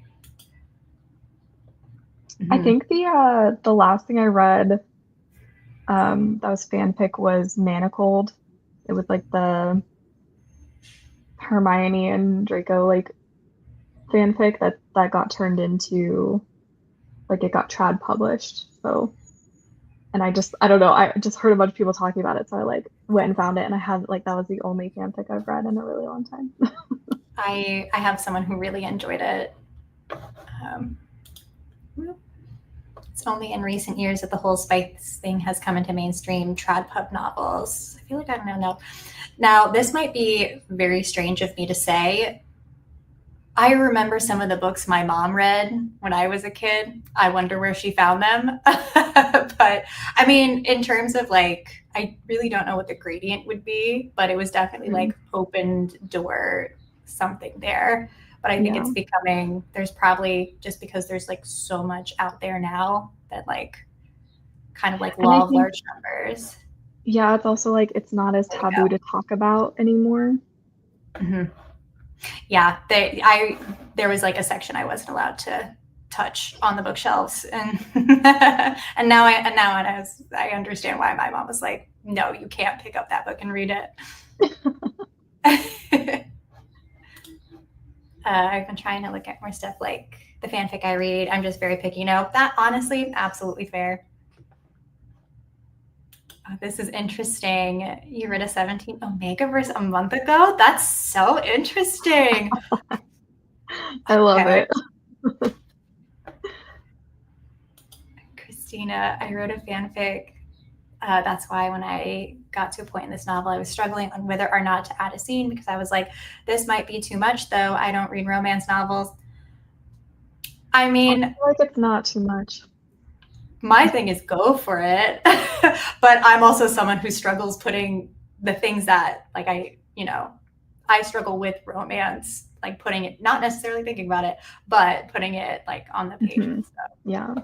If you're ever like, I don't know, if you're ever wanting to, you can always send the scene my way and I can let you know if I feel like it's, because like I read a good amount of romance. It's like kind of all like I usually have to have a romance in the book that I'm reading or I get kind of bored. So that was my only gauge of how things were. Oh, the fanfic. And then I don't know how many fanfic I've read in the last 2 months. It's a lot though. There was a Goodreads for fan. Oh yeah. You would have so much more on there. That's fair. I see people add in like kind of like placeholders in Goodreads to track their fanfic reading, because like they're like, well, these are basically books too. Like I want to be able to count them towards my goal. And I'm like, yes, do it. Celine, well, they used to have them. So we're talking about, I think, previous romance books that were published with Spice. Harlequin used to publish them. I don't know if Harlequin is still a thing, but they had novels like that with Spice, but dark romance is a new kind of thing. Mm. Yes, I'm not entirely sure about Harlequin. I want to say they're still around, but I have no idea. Yeah, I've definitely. I read like a book that was kind of a history of like romance novels, and this was just kind of a fun fact is like they would do like the mass paperback editions, right? And then they would sell them at like grocery stores and stuff. And so like a lot of women who were mostly stay at home, moms and whatever, like they would go and pick them up at the grocery store and things like that. And that's kind of like how I think they became very widespread. It was very interesting to look into. Yeah. I don't know where my mom got her books. All I know is I was just like, there's definitely were things in there. And then Christina Gale, like I said, it's always been a thing, but not talked about in a way. I absolutely agree. Mm-hmm. And I think that's also probably because like now there's also more access to like the broader scope of what's out there, like with social media and everything. And then my problem with writing romance is having it make sense, if that makes sense. Yes, that does make sense. It's hard to do. I think again, it's like when I was not writing as much, like I would be again just so kind of like judgmental with like romance books and them not feeling like fully earned, and then just like writing it, I'm like, oh well, that's why. It's like it's hard to do. Mm-hmm. Yeah. But we're all gonna get so good at it and it's gonna be great. I mean, I feel like you have to be cringy first. That's the way I'm gonna look at it. You have to be cringy first, and then you can start like moving past the cringe. Oh yes. My like first like romance scenes were like, I don't want to talk about it.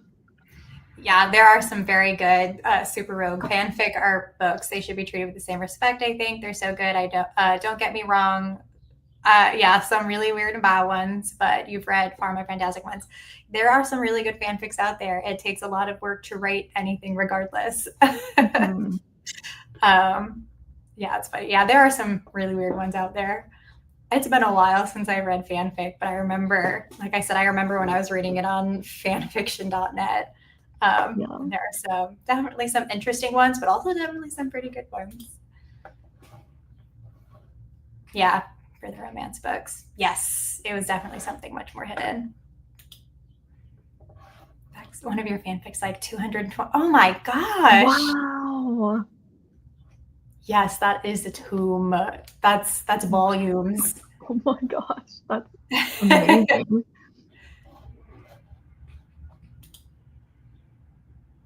Celine, I'm someone who also has to have romance and things, not necessarily that I'm reading, but in what I'm writing, I'm actually struggling now with how it fits, like how to make it fit without it feeling like it's forced. I'm struggling with that as well. I think it's like if you want romance in your book, then it has a place. And that's my personal take on it, but yes, I think so. I have a person reading my book who will be able to give me input. So I think one of the things I'm also going to struggle with is like the MMC and making the MMC not just the love interest, like making sure it's not just the love interest. And so I have someone who's going to give me input on like how they see the love interest as a character. And if it feels like, nah, this person's pretty much just a subplant, like for basically just there to be the romance.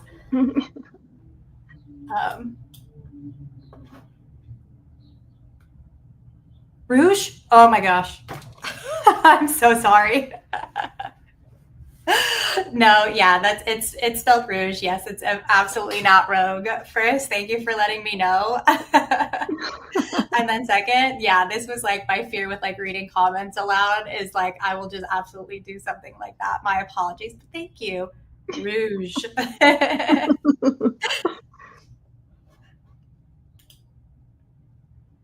Like I can actually just write an original book. Yeah. Yeah, if you wrote 220K of a fanfic, like absolutely. Mm-hmm. Like you already did, basically. uh, I worked in the love interest to be pretty, integral to the plot. At least I'm trying to, anyways. Yes, that is also what I'm trying to do as well. Is make sure like not just a love interest also has their own story. Mm-hmm. Yeah, sometimes I will call my MMC the love interest, but I'm like, he's not really, he is also the main character. Like they both are. And I kind of like, I'm looking at it more from like my FMC's perspective. So I'm like, he's the love interest, but he's not. He's very much he is a character. He has his own story. Absolutely. Rouge. Though the fanfic I read and rate is for 17 or Sonic Adventure 2, which is your favorite game? Thank you. I appreciate it. I will. So there's a reason I say AJ is because sometimes my first name like will trip people up. And also my worry is if I use my real name because it's not necessarily as common, my work is going to find out. And so I have to be just a little bit careful. Yeah, that makes sense. And the 17 fanfic is a male-male romance with the members, and it's so cute, and it can get spicy. It's so good. Yeah, I do think I have a friend who reads this, and they've let me know.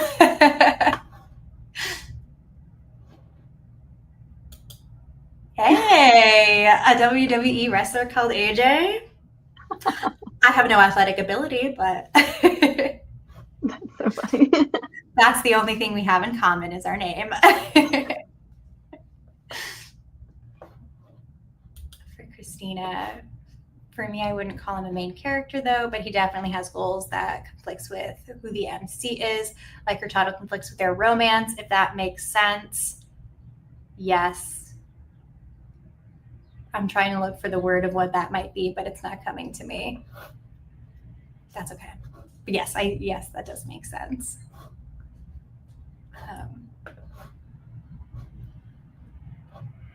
Well, AJ is also a writer now. She's retired wrestling and wrote a book. I feel like this is a sign that you're going to be retiring from your job too, and you're never retiring.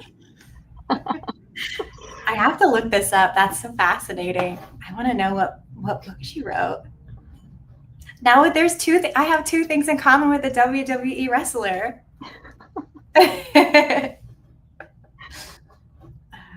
All right. Okay. I don't know how you guys are feeling. I don't know if you have any questions or anything that you want to touch on in the chat. I likely won't be able to do another sprint. And this is really funny. I'm going to highlight that. But yeah, I think, I don't know.